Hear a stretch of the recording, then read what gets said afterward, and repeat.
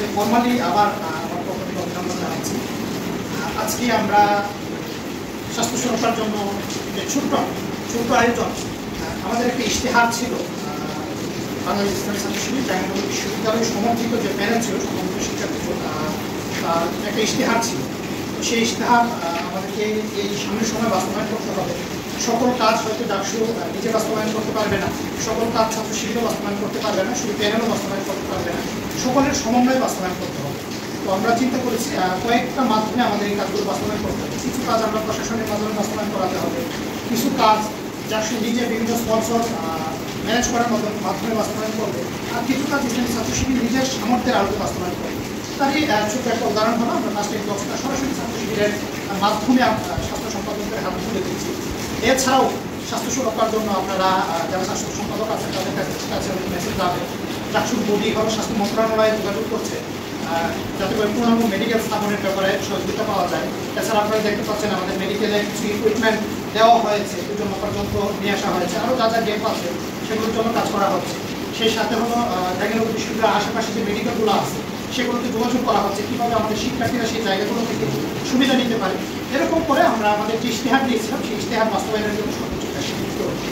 আর আমরা হলো এই প্লাস্টিক বক্সটা স্বাস্থ্য সম্পাদকদের হাতে এই জন্য তুলে দিতে চাচ্ছি, বড় সংসদের স্বাস্থ্য সম্পাদক যারা নির্বাচন করেছেন তারা হয়তো স্বাস্থ্য সুরক্ষার জন্য বিভিন্ন ধরনের ইশতেহার দিয়েছিলেন, আপনাদের সেই ইশতেহার বাস্তবায়নও এটা কাজে লাগবে।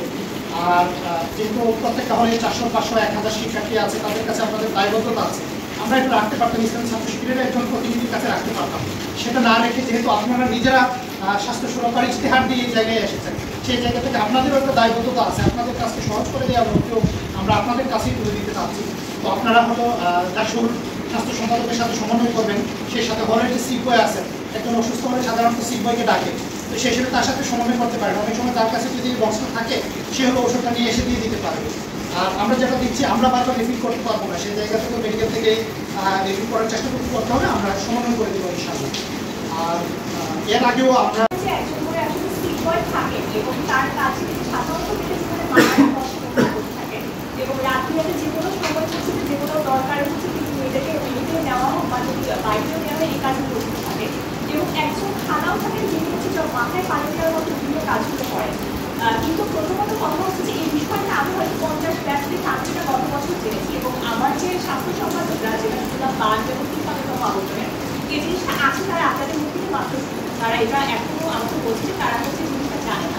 কিন্তু আমি যদি একটু ব্যক্তিগত অভিজ্ঞতার কথাও বলি যে আমাদের স্পেশালি মেয়েদের হলগুলোতে এই সিক বয়রা এবং তারা নিজেদের ওই পরিচয়টা নিয়ে কখনো পরিচিতই করা নেই। সুতরাং নতুন ব্যাচগুলো তাদের কথা জানে না, তারা হচ্ছে একটা নর্মাল দাল বা খামার মধ্যে সবসময় বসে থাকে এবং পানি দেওয়ার কাছে যে সমস্ত খালারা বসে থাকে, তো তাদেরও হচ্ছে যে আসলে কার কি কাজ তারা হয়তো ইচ্ছাকৃতভাবে কিন্তু গায়ের পরিচয়টা দিতে চায় না। তো আসলে আপনারা এটা দেখেছেন যে মেয়েদের হলগুলোতে আসল প্রতিনিধি পাওয়া যায়নি সব হলে।